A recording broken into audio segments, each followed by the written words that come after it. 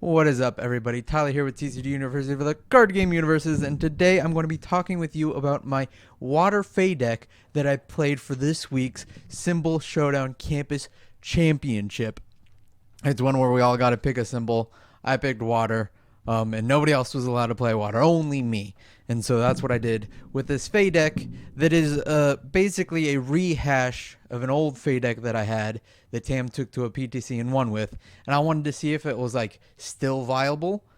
So I decided to make this deck and try it out in the modern age. So if you want to go see that deck be played, you can go out to the Symbol Showdown playlist in the, I believe it's called the Symbol Showdown playlist, on our channel, and watch all these matches if you so choose. If not, thank you for watching this video and coming to see my cool Water Faye deck.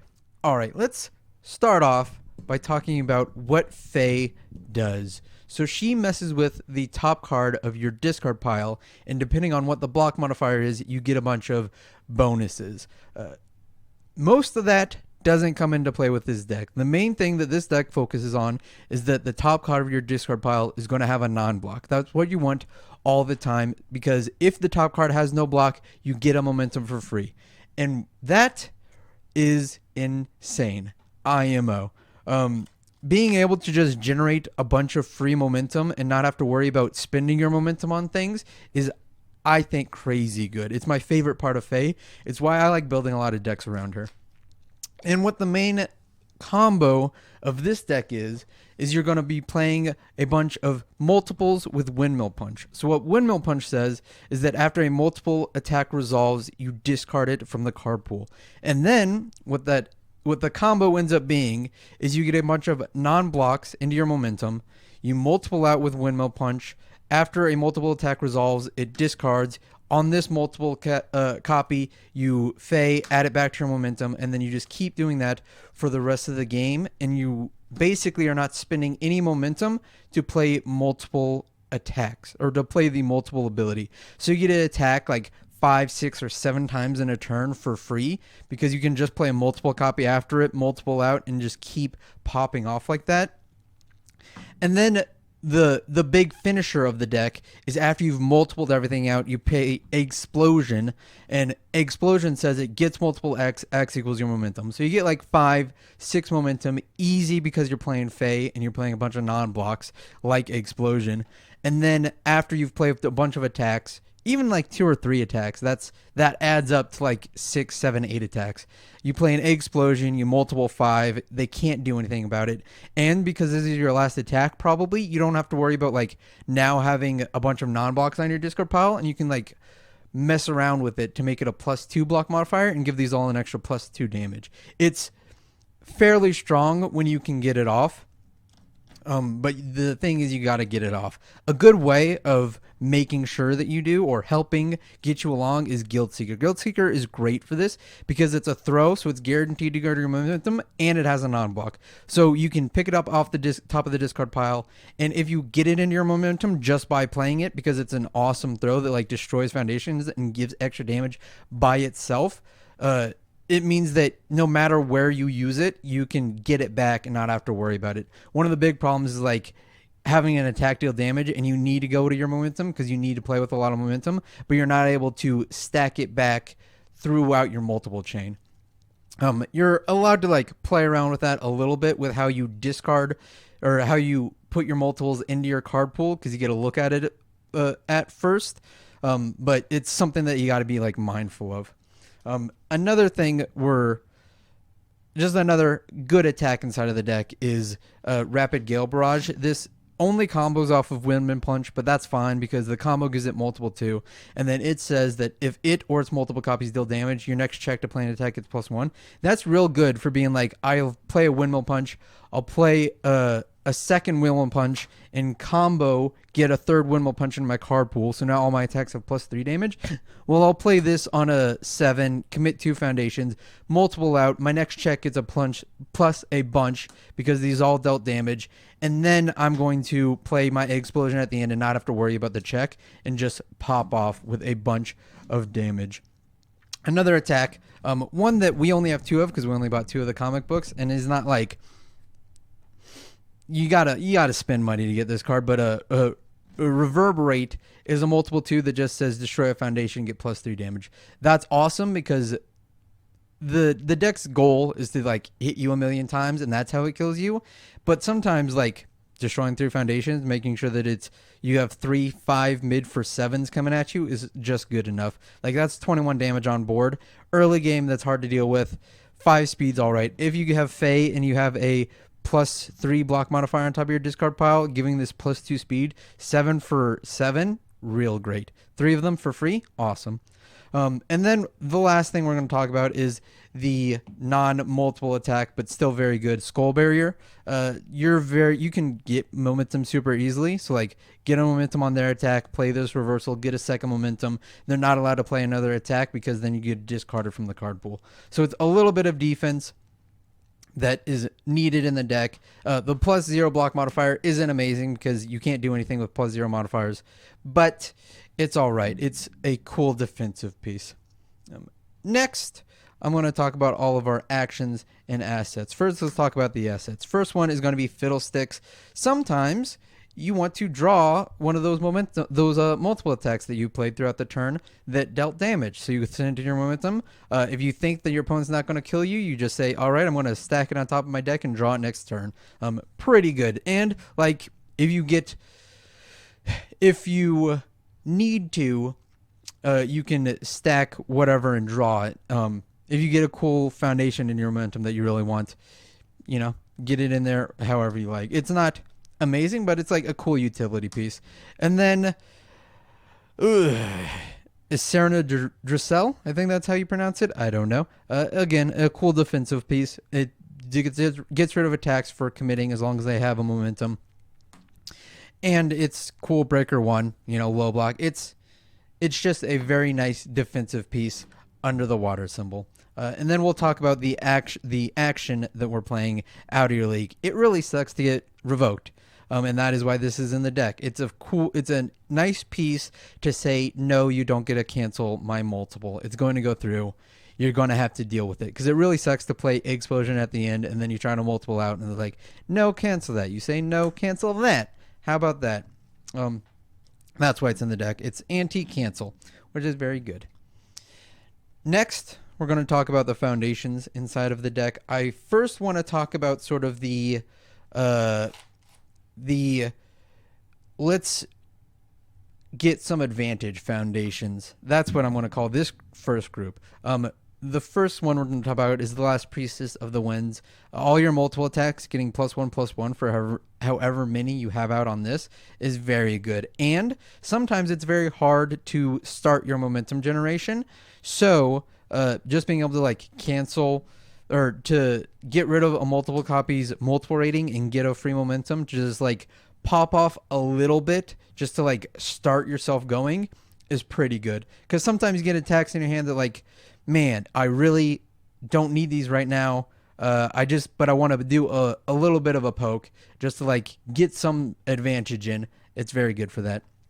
And then, yeah, after a big string of a bunch of multiples all getting plus damage, it's very, very good.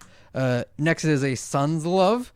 Just form, commit, draw a card. It has a non-block. It's a little bit extra just to push yourself to getting more attacks.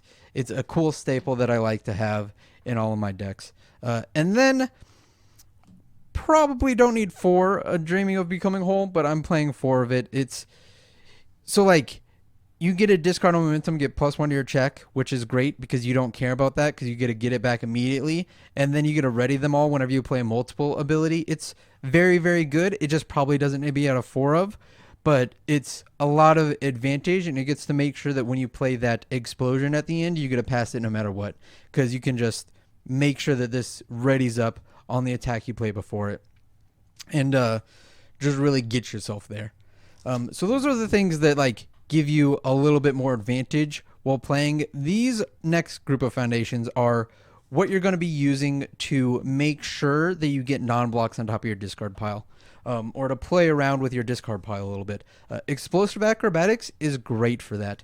So a lot of the time, you can make it so that your last multiple copy that's about to get discarded can be a card with a block modifier, as long as you have this out, because what that says is it'll play, or sorry, I'm gonna reel it back. I was thinking of something else. So what this card says is after your last multiple copy resolves, it discards from the card pool. You don't get to get into your momentum.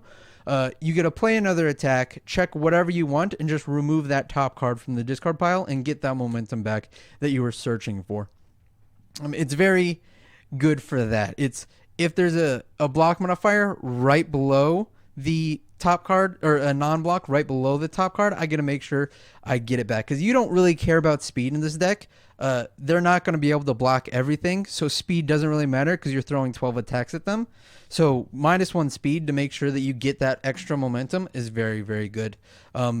Same with like Spaceland. The discard the top 2 cards to get +1 damage is good because you get to decide how they go into your discard pile. So you can discard the top 2. If one's a non-block and one's a block, you get to put the non-block on top of the deck. You decide how it goes in. Or if it's like, I'll discard top 2. I want +2 damage on all these. So I'm going to give it, make sure that a +2 block modifier is on top of my deck. And sometimes making sure your opponent doesn't get momentum on their turn is also very good. Like, just commit, do that. I don't need it right now. I don't want you to have any sort of advantage. And then we're going to be talking about Honky Tonk Woman. Exact same thing as with Explosive Acrobatics. If the card below the top card is a non-block and the top card is a foundation, I can just flip, build it in. And a little bit of build early is very, very good. Also, you can destroy this with like reverberance, or what's it called? What are you called? Reverberate. And then you'll have a non-block on top of your discard pile, get it in your momentum.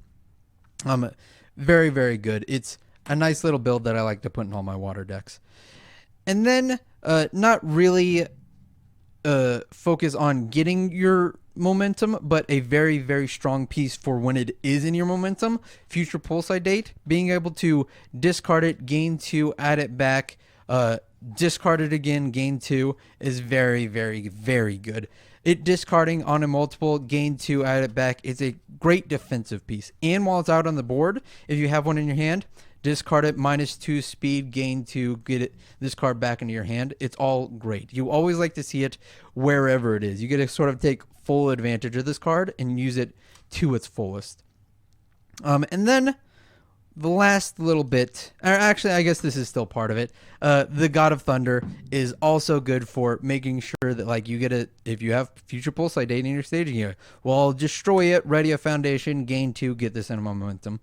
Another little bit of, I'll control what's on top of my discard pile by what's in my staging area. Just a little bit extra to make sure that you can like get those momentum that you need to really go off and go get through it.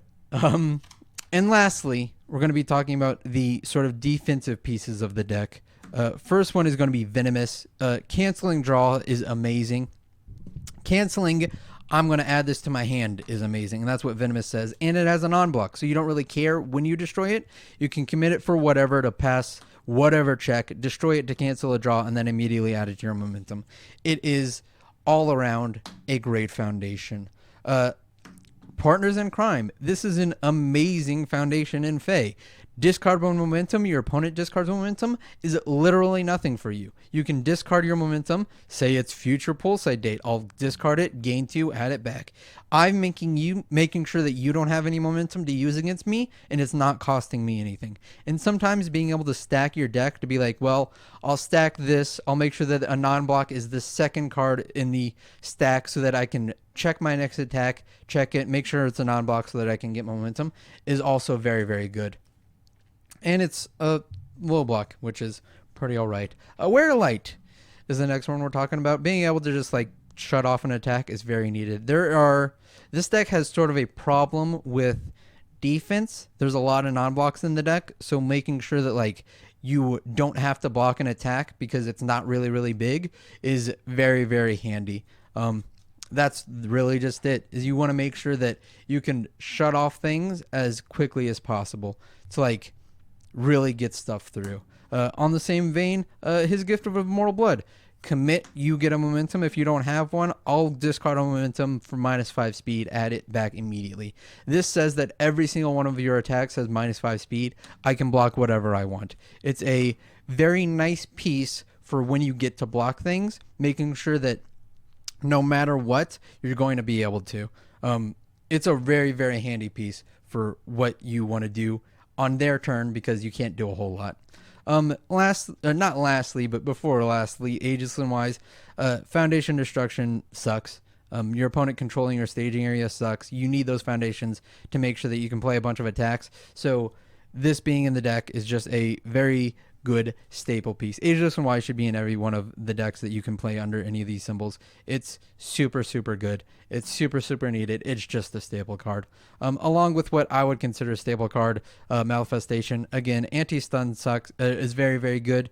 Your opponent committing your foundations for whatever so that you can't block. Again, you need to be able to block because you don't have much other options. So being able to commit them down a little bit to end their turn as fast as possible is very needed. It's what you need to do.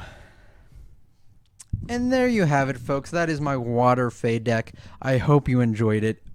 I definitely think it could use some improvements, and I would love to see what you have to improve it. I think there's a lot of stuff there. Its biggest problem is that it has a hard time. It can have a hard time generating the momentum it needs at the early game, and when it doesn't, it has a hard time blocking. So if you can figure that out, I actually think this is like a viable deck.